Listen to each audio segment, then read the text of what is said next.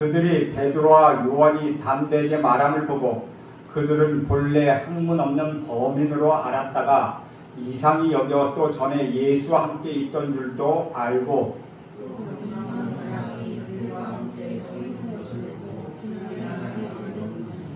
명하여 공회에서 나가라 하고 서로 의논하여 이르되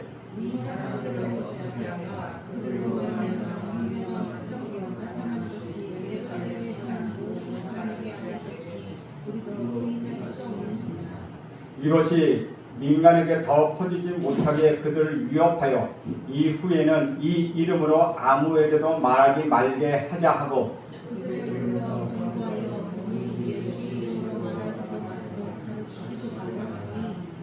베드로와 요한이 대답하여 이르되 하나님 앞에서 너희의 말을 듣는 것이 하나님의 말씀을 듣는 것보다 옳은가 판단하라.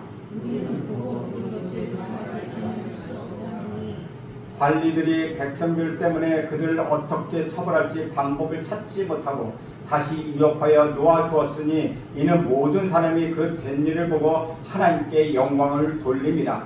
이 표적으로 병난 사람은 40여세나 되었더라. 아멘. 이것은 주님의 말씀입니다. 우리가 성경을 보면은 하라 또는 하지 말라 하는 명령이 참 많은 것을 알 수 있습니다. 사실 그것은 하나님이 우리를 너무 사랑하시기 때문에 우리가 잘못 가기를 원치 않으시기 때문에 그렇다는 것이죠. 아무렇게나 사는 대로 생각하는 것이 아니라 하나님의 말씀에서 앞에서 바르게 생각하고 바르게 사는 사람이 되기를 원하셔서 하나님께서는 하지 말라 하라는 명령을 주셨습니다.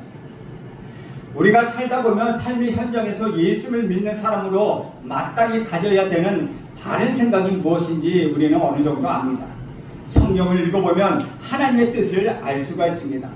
하나님을 사랑하고 이웃을 사랑하는 것을 우리가 알게 됩니다. 그러나 막상 그 생각을 우리의 삶 속에서 용기 있게 실천하기보다는 주저하는 때가 참으로 많다는 것이죠. 왜냐하면 말씀대로 살면 내게 손해가 올 수도 있기 때문이라는 것이죠. 말씀의 내용을 알지만 말씀대로 산다는 것 용기가 필요하다는 것입니다. 그런데 그 용기는 성경적인 용기나 나 자신에게서 나오는 인간적인 용기가 아니라 믿음의 용기라는 것입니다. 하나님으로부터 나오는 용기라는 것이죠. 하나님께서 우리에게 그런 용기를 주셨기 때문에 우리는 바르게 살 수 있는 것이지 원래 내가 용감한 사람이기 때문에 용기 있게 살 수 있는 것은 아니라는 것입니다. 바로 그런 용기가 오늘 본문에 잘 나타나 있습니다. 13절 보면 이렇게 기록합니다.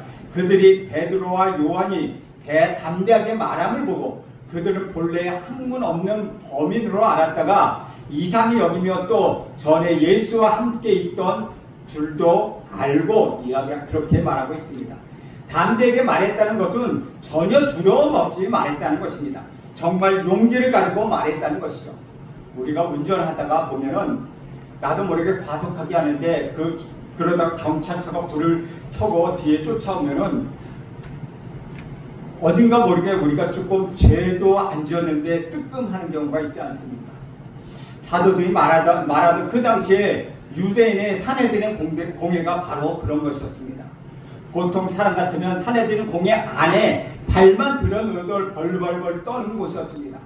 기가 죽어서 아는 말도 못하는 그런 상황이었다는 것이죠. 그런데 배경도 알려져 있지 않은 어부치신 베드로와 요한이 전혀 두려움 없이 말하는 것을 보고 오히려 권력을 가진 자들이 두려움을 느꼈다는 것입니다. 힘을 가진 사람들은 자기의 힘으로 그들을 눌리려고 하지만은 힘이 통하지 않을 때 오히려 두려워하게 됩니다. 바로 그것이 이때 그들이 느낀 두려움입니다. 사도들이 한 말은 성령이 주신 것입니다. 오순절 성령이 오신 후에 거기 있던 사람들이 모두 성령 충만을 받고 각 나라의 언어로 말하기 시작했습니다. 하나님의 큰 일을 말하기 시작했다고 기록되어 있습니다. 성령이 말하게 하심에 따라 자기 생각이나 자기 논리가 아니라 그들이 이전에 알지 못했던 하나님의 큰 일들이 그들의 입을 통하여 흘러나오게 된 것입니다. 바로 그 성령의 언어가 사내들인 공회의 앞에 선 베드로와 요한을 통하여 흘러나왔다는 것입니다. 성령께서 주시는 말은 보통 인간의 말과 차이가 느껴집니다. 그 권위와 능력과 그 깊이를 듣는 사람에게 확실히 다르게 느껴진다는 것이죠. 성령이 사도들에게 통하여 말씀하셨을 때 바로 그 차이가 사내들의 공회원들에게도 느껴진 것입니다. 유대 종교 지도자들, 제일 높은 사람들, 권력을 가진 사람들, 예수를 죽인 사람들조차도 그 차이를 느꼈다는 것입니다. 이 상황이 가장 필요하면서도 인간의 지혜와 경험을 훨씬 뛰어넘는 말을 우리 성령께서 베드로와 요한에게 주셨다는 것이죠. 그렇게 함으로 교만한 사내들의 공회의 종교 지도자의 마음을 단번에 꺾어버리신 것입니다. 베드로와 요한이 말하는 모습을 보면서 그들은 깜짝 놀랍니다. 학문 없는 범인이라고 하는데 여기는 범인은 범죄자를 말하는 것이 아니라 평범한 사람을 말하고 있습니다. 그러니까 학문 없는 일자 무식이라는 말이 아니라 정통 납비 교육을 받지 못했던 사람, 그 사람들이 어떻게 저런 말을 하느냐. 그럼에도 불구하고 엄청난 말씀을 선포하니 그들은 거기에 충격을 받았다는 것이죠.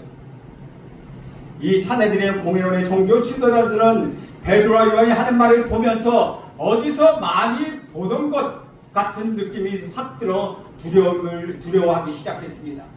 자기들이 두어 달 전에 잡아 죽인 예수의 냄새가 그들에게 났다는 것입니다. 비슷한 느낌이 들었다는 것이죠. 그래서 그들은 위협을 느끼게 된 것입니다. 지난 3년 동안 예수와 함께 베드로는 요순절 성령의 충만함을 받은 베드로와 요한에게 숨길 수 없는 예수님의 모습이 나타났다는 것이죠.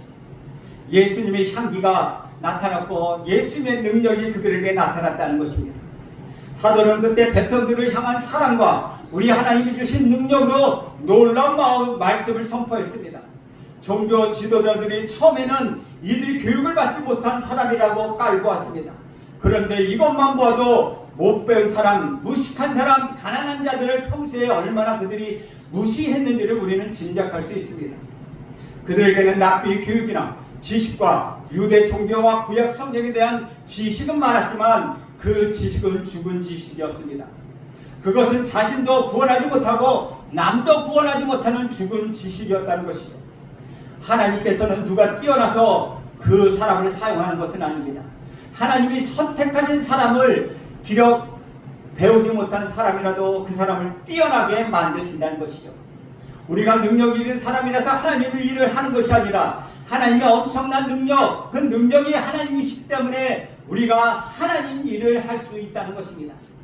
크신 분을 우리가 붙들기 때문에 우리가 크게 되는 것이지 원래 우리 자신은 큰 것이 아니라는 것이죠.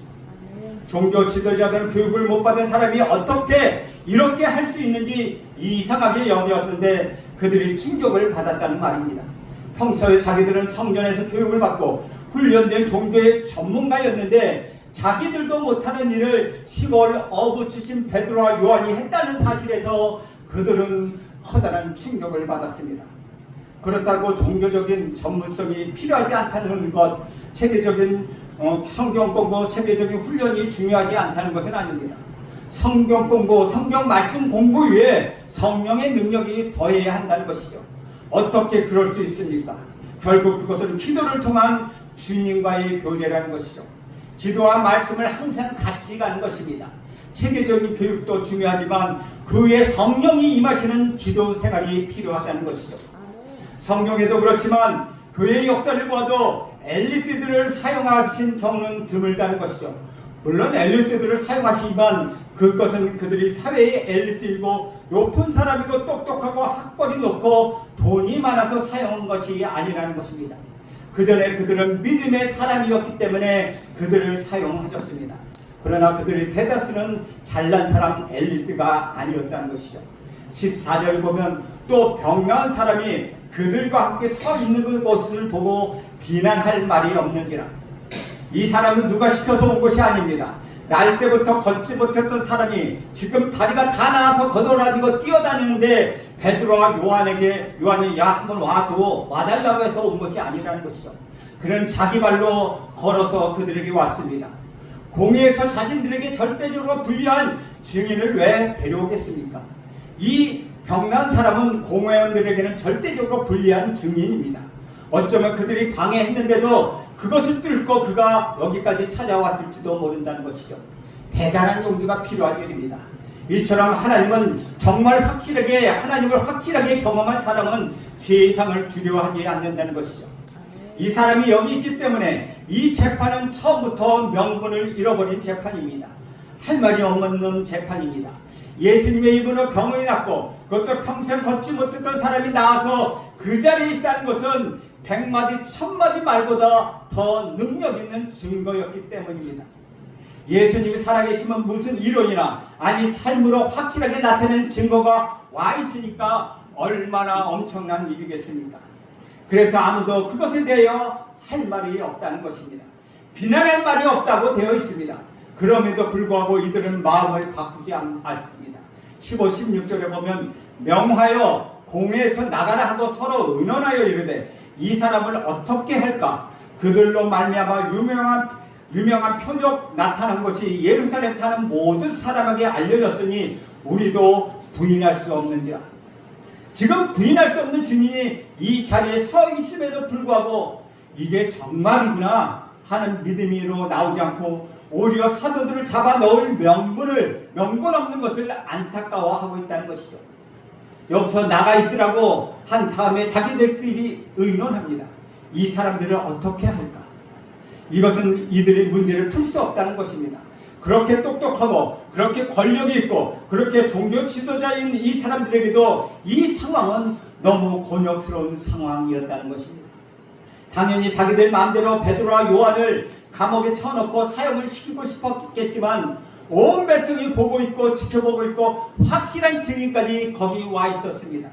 그래서 사도들을 풀어주자니 자기들에게 계속 위협이 될 것 같아 두렵고 그렇다고 이 사람들 잡아넣자니 백성들이 다 들고 일어날 것 같은 그런 굉장한 이러지도 못하고 저러지도 못하는 딜레마에 빠져 있었습니다. 자기들 스스로 말하기를 우리도 부인할 수 없는지다 라고 그들은 말합니다. 그러나 그들은 믿음으로 반응하지 않았습니다. 자기들이 부인할 수 없는 증거로도 병 나은 사람이 거기에 있음에도 불구하고 믿음으로 그들은 반응하지 않았습니다. 참으로 완악한 사람들이었습니다. 부인할 수 없는 진리를 왜 받아들이지 않을까요? 그것을 인정하게 되면 당장 자기들에게 돌아올 현실적인 불이익이 많기 때문이라는 것이죠. 사람들은 자기에게 뭔가 손해가 오는 것 같으면 진리인 줄 알면서도 그것을 거부합니다. 기적을 보여준다고 믿는 것이 아니라는 것이죠. 아무리 기적을 보여줘도 그 기적이 자기에게 손해를 끼친 것 같다면 조작으로 몰고 진리라도 거부한다는 것이죠. 사람들은 다 그렇습니다. 상대방을 인정하는 순간에는 자기가 패배한다고 생각하고 그것을 인정하는 순간에는 자기에게 손해가 온다고 생각하니 바로 마음의 문을 닫아버립니다. 이들이 제일 두려워한 것은 무엇입니까? 이들이 가장 두려워했던 것은 바로 사람들이라는 것이죠. 이들이 하나님을 두려워하지 않고 군중들을 두려워했습니다. 이들은 뭐라고 말합니까? 표적이 나타난 것이 예루살렘에 사는 모든 사람에게 알려졌다. 그것을 걱정하고 있다는 것이죠. 그러니까 하나님을 섬기는 종교 지도자라는 사람들이 가장 신경 쓰는 것이 하나님의 뜻이 아니라 사람들이었다는 것이죠.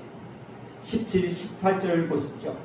이것이 민간에게 더 커지지 못하게 그들을 위협하여 이후에는 이 이름으로 아무에게도 말하지 말게 하자 하고 그들을 불러 경고하고 도무지 예수의 이름으로 말하지 말고 가르치지도 말라 합니다.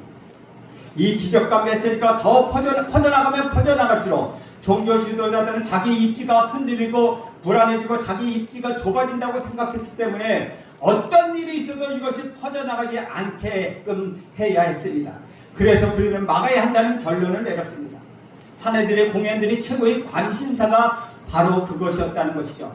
진리이지만은 막아야 한다. 진리가 퍼지지 못하도록 막아야 한다. 이것이 그들의 관심사였다는 것이죠. 참으로 어리석은 사람들입니다. 고작 생각해낸 해결책이 사도들을 위협해서 다시는 예수 이름으로 이런 것을 말하지 말고 전하지도 말라는 것입니다. 손바닥으로 하늘을 가리고 있는 것 같이 어리석은 일입니다. 자기 자신들이 종교 지도자였음에도 불구하고 오직 어떻게 하면 자기들이 유리한가, 어떻게 하면 사람들이 자기들을 인정할까에 관심이 있었다는 것이죠. 그렇게 모든 것을 가지고 권력을 가진 사람들이 그러고 있는데, 정반대로 아무것도 없는 사람, 세상적으로 연약해 보이는 사람들, 심지어는 자기들이 리더가 얼마 전에 사형을 당한 사람들인 사도들은 무엇라고 말하고 있습니까? 19절 20절 말씀입니다. 베드로와 요한이 대답하여 이르되 하나님 앞에서 너희의 말을 듣는 것이 하나님의 말씀을 듣는 것보다 옳은가 판단하라. 우리는 보고 들은 것을 말하지 않을 수 없다 라고 말합니다. 너무나 놀랐습니다.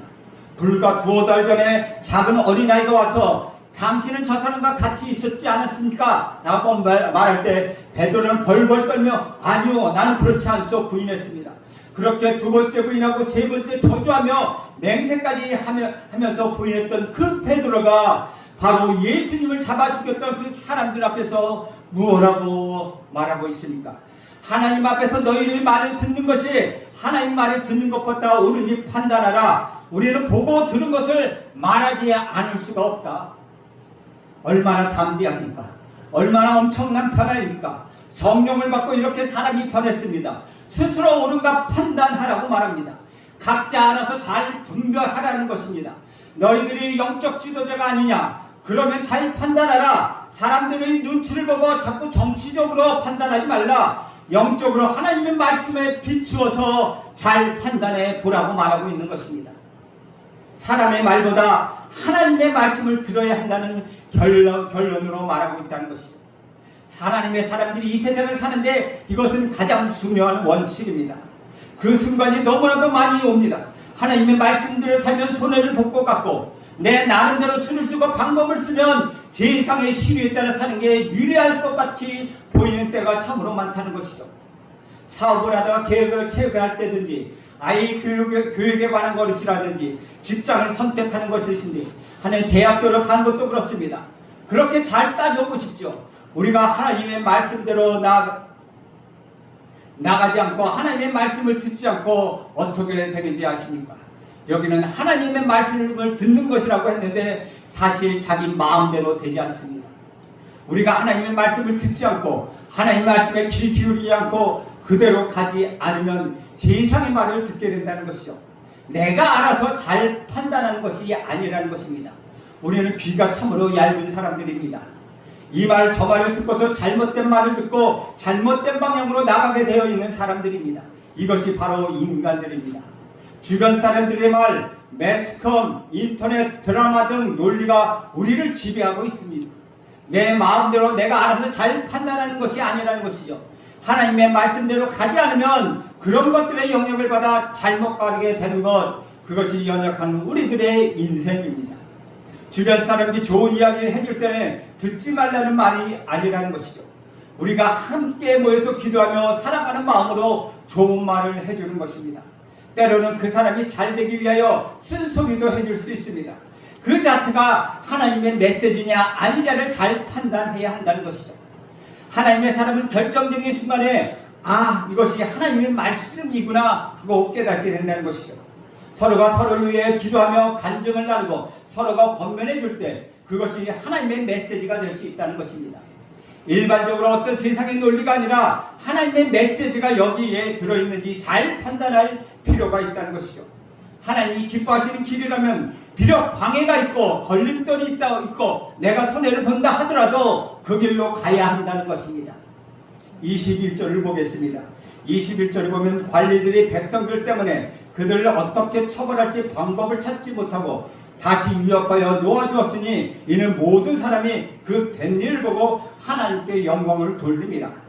사내들의 공의 지도자들은 주변에서 지켜보고 있는 수많은 백성들 때문에 베드로와 요한을 처벌할 방법을 찾지 못했습니다. 종교 지도자들은 하나님의 뜻보다 백성들의 뜻, 민심의 뜻이 더 두려웠기 때문에 우리 예수님에게 불법 재판을 하고 신문하여 죽였던 사람들이라 사도들도 같은 방법으로 얼마든지 처치할 수가 있었다는 것입니다. 그런데 그때와는 지금 경우가 달랐습니다. 걷지 못했던 사람이 일어나 그 자리에 와 있다는 것입니다. 너무나 확실한 증거가 거기에 와 있고 그들은 모두 예루살렘 사람들이 다 알고 있다는 것입니다. 거기에 와 있는 많은 사람들이 실제로 그가 일어났던 것을 보았다는 것이죠. 매일 자기들이 보던 사람입니다. 구걸하고 걷지 못한 사람입니다. 그런데 지금 서 있고 뛰어 거기에 와 있다는 것입니다. 이렇게 사람들이 모든 눈이 집중되고 있는 재판이기 때문에 그들은 자기 뜻대로 막 밀어붙였다가는 민심이 일어날 수 있다고 그들은 판단하고 있었습니다. 그래서 어떻게 처리할 방법을 찾지 못했다는 것이죠. 그들이 할 수 있는 유일한 방법은 다시 위협하여 놓아주는 것이었습니다. 다시는 예수의 이름으로 말하지 말고 전하지도 말라라고 할 수밖에 없었다는 것이죠. 17절에 보면 위협했다라고 나오고 21절에 다시 위협하여 라고 말하고 있습니다. 결국 할 말이 없는 사람은 항상 이렇게 다른 사람을 윽박지르고 폭력적으로 나온 것밖에 없다는 것이죠. 그러나 이것은 일시적인 방편일 뿐이라는 것입니다. 나중에 사도행전 7장과 8장으로 넘어가면 예루살렘 교회의 영향력이 커지니까 그때 사도를 죽이고 핍박하는 사건이 나옵니다. 하지만 이때 도저히 사도들을 어떻게 할 수가 없어서 그냥 놓아주고 만나는 것이죠. 얼마나 통쾌하고 얼마나 놀라운 일입니까? 22절에 보면 이 표적으로 병 나은 사람은 40여세나 되었다. 끝에 누가 왜 이런 말을 집어넣었을까요? 왜 뜬금없이 병 나은 사람이 40여세나 되었다고 말하고 있을까요? 40세가 되었다는 말은 그가 40여세가 되었다는 말은 그가 40세가 넘었다는 말입니다. 40여세가 되었기 때문에 사람들이 하나님께 영광을 돌렸습니다. 그런 어린아이나 청소년이 아니었다는 것이에요. 어린아이나 청소년이었다면 뭔가 훈련을 받아서 훈련을 통하여서 다시 다리를 쓸 수 있는 가능성이라도 있었을 것입니다. 그러나 그는 40여세나 되었다는 것이죠. 1세기 당시 로마 제국의 평균 수명이 40대 초반이었습니다. 심지어 40대가 안 되는 기록도 허다합니다. 그렇다면 이 사람은 그 당시 평균 수명을 이미 넘어선 사람입니다. 40세가 넘도록 다리를 평생 걷지 못했던 사람이 갑자기 다리가 나와서 일어나 걸을 수 있다는 것, 그런 확률은 거의 0%에 가깝습니다. 가능성이 없다는 것이죠. 그러나 이 나면서부터 걷지 못했던 사람 40세가 넘어 일어나 걷게 되었다는 것이죠. 이것은 인간적으로는 상상할 수 없는 일이라는 것입니다. 이것을 보고 사람들은 너무나 놀랐습니다. 몇십 년 동안 자기들이 보았던 구걸하던 사람인데 이 사람이 걷게 되었으니 너무나도 놀라서 하나님께 영광을 돌렸다는 것입니다. 그것뿐만 아니라는 것이죠. 이 사람의 용기 때문에 사람들이 더욱 하나님께 영광을 돌렸습니다. 40세가 넘었다는 말은 그가 언제 죽을지 모를 나이가 되었다는 것이죠. 그런 상황에서 선천적으로 걷지 못했던 사람이 갑자기 일어나 걷게 되었으니 그동안 보고 싶은 것, 가고 싶은 것 얼마나 많았겠습니까? 그런데 그는 다른 곳으로 가지 않고 여기 사내들인 공회에 와 있다는 것이죠. 두 사도가 재판을 받는 사내들인 공회 재판장에 그가 들어와 있습니다. 누구의 권위나 누구의 강압에 의한 것이 아니라 지금 두 사도의 증인이 되기 위하여 스스로 여기에 온 것입니다. 이것은 대단한 용기입니다. 다른 사람이 다 만류했을지도 모릅니다. 너 거기 가면 죽을 수도 있어. 그리고 권력층들이 그가 못 오도록 얼마나 방해했겠습니까? 그런데 그는 자진해서 그 자리에 출두했습니다. 엄청난 용기입니다. 예수님의 부활을 증언하는 두 사도의 증인이 됨으로써 어떤 생명의 위협을 당한다 하더라도 좋다, 나는 용기를 내는 것입니다. 그런 용기를 내서 그렇게 사내들의 공의 증인으로 섰다는 것이죠. 40세가 되도록 걷지 못하고 있다가 어느 날 걸은 지 하루도 안 됐는데 당시 평균 수명을 넘은 사람으로서 앞으로 얼마나 더 살지 모르는 나이입니다.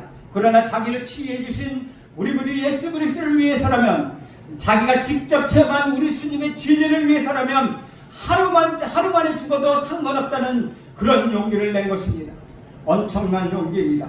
그래서 사람들은 40세가 넘은 그 사람의 나이를 생각하면서 하나님께 영광을 돌리지 않을 수가 없었다는 것이죠. 사랑하는 여러분, 여러분의 삶에는 이런 용기가 필요할 때가 있습니다. 진리를 알면서도 내게 손해가 올 것 같으니까 슬쩍 회피하거나 정직하게 해야 하는 것을 알면서도 슬쩍 고쳐서 써내는 경우가 얼마나 많습니까? 그 순간 이 사람의 용기를 우리는 본받아야 할 필요가 있다는 것이죠. 그리스도인이면서 자기 욕구를 쫓아 사는 대로 생각하는 것이 아니라 우리 주님 안에 용기를 다해 믿음으로 사는 것입니다. 아무렇게나 살고 나서 생각하는 것이 아니라 주님의 말씀 가운데 용기를 내서 그것을 실천하고 나아가며 그것을 실천하는 삶을 사는 것입니다. 우리 주님께서 아무렇게나 사는 대로 생각하는 사람은 아니었다는 것이죠. 주님 안에서 용기를 내는 사람을 통하여서 우리 주님은 역사하셨습니다. 우리 구주 예수 그리스도의 생명은 늦은 나이에 온몸으로 체험한 이 사람은 이후에도 상황이 어떤지 바람이 불든 바람이 안 불든 상관없이 믿음으로 살아갔을 것입니다. 어쩌면 초대교회 예루살렘 교회의 중요한 일원이 되어 열심히 교회를 섬겼을 수도 있다는 것이죠. 사실 평생 걷지 못하고 불황행하게 살던 그 사람이 이제 남을 입었으니 얼마나 감사하고 기뻐하겠습니까? 그래서 그동안 자기가 못했던 섬김을 초대교회에서 열심히 했을 것입니다.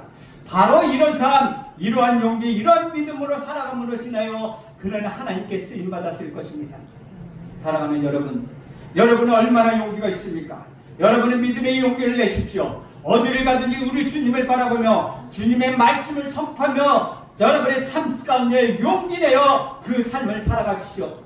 그럴 때 하나님이 여러분의 귀를 쓰실 것입니다. 그럴 때 하나님이 여러분을 들어 높이실 것입니다. 그럴 때 여러분 안에 있는 모든 병만은 떠나갈 것입니다. 그러므로 여러분의 영적 영향을 거치는 악한 사탄의 마귀는 떠나갈 것입니다. 여러분 용기를 내서 우리 구주 예수 그리스도의 믿음으로 그들을 바라보시기 바랍니다. 말씀을 가지고 전진하며 용기 내어 사는 저와 여러분 되시기를 간절히 축원드립니다.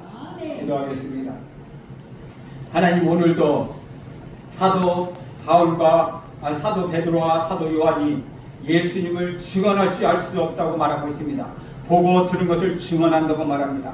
하나님, 평생 걷지 못했던 사람이 용기를 내어 그를 증언했던 것처럼 하나님, 우리에게 용기가 필요합니다. 우리에게 용기를 허락하여 주시옵소서. 용기 있게 예수를 믿고 나가며 말씀대로 실천하는 삶을 살게 하옵소서. 예수님의 이름으로 기도합니다. 아멘.